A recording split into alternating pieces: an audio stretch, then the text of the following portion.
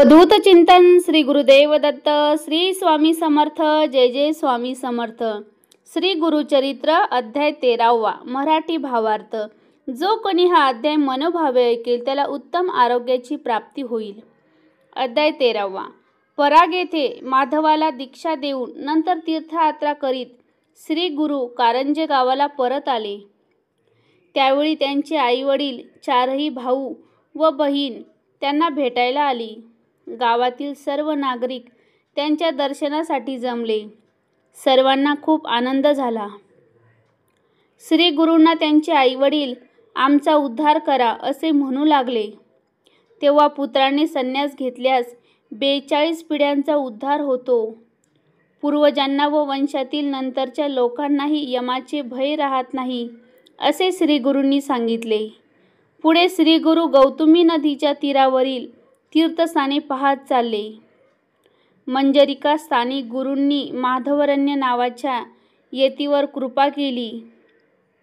स्वामींनी त्यांना निरोपण दर्शन दिले व नरसिंहाचे प्रत्यक्ष दर्शन होईल असा आशीर्वाद दिला।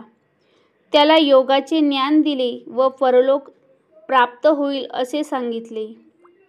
वासर ब्रह्मेश्वर व गोदावरीच्या एका तीर्थक्षेत्रात स्वामी शिष्यासह स्नान करीत होते।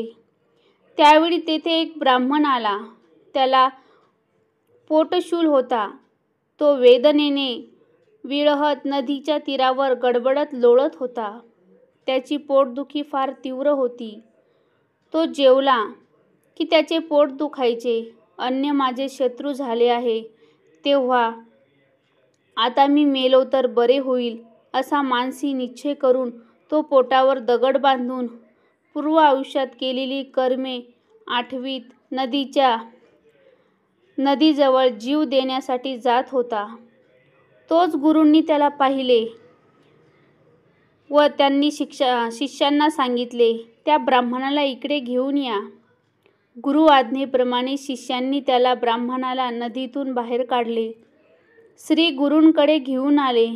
श्री गुरूंनी त्याची विचारपूस करून आत्महत्येचे पातक करण्यापासून त्याला परावृत्त केले व सांगितले, तुझ्या व्याधीवर माझ्याजवळ औषध आहे। तू जीव देऊन महापाप करू नको। मी तुला औषध देऊन या व्याधातून मुक्त करतो। तेवढ्यात सायदेव नावाचा एक ग्रामधिकारी ब्राह्मण तेथे आला। तेव्हा श्री गुरु सायदेवाला म्हणाले, मी याला औषध देतो। याला अनरसे व उडदाचे अन्न दुधाची खीर खायला घाल। त्यामुळे याचे पोट दुखणे संपूर्ण नष्ट होईल। याला लवकर घरी घेऊन जा। तेव्हा गुरुवचनाचा स्वीकार करून त्याच्या पाया पडून सायदेव त्यांना म्हणाला, आपणही भिक्षेसाठी माझ्याकडे यावे। गुरूंनी त्याच्या आमंत्रणाचा स्वीकार केला। जाखाई नावाची त्या सायदेवाची पतिव्रता पत्नी होती। त्या दोघांनी गुरूची षडोपचारे पूजा केली। त्यांचे मनपूर्वक भोजन पात्रे मांडली। अनेक प्रकारचे पक्वाने, अनारसे, उडदाचे पदार्थ, अष्टविध पक्वाने साखरेसह वाढली। श्री गुरु आनंदाने भोजन करू लागले।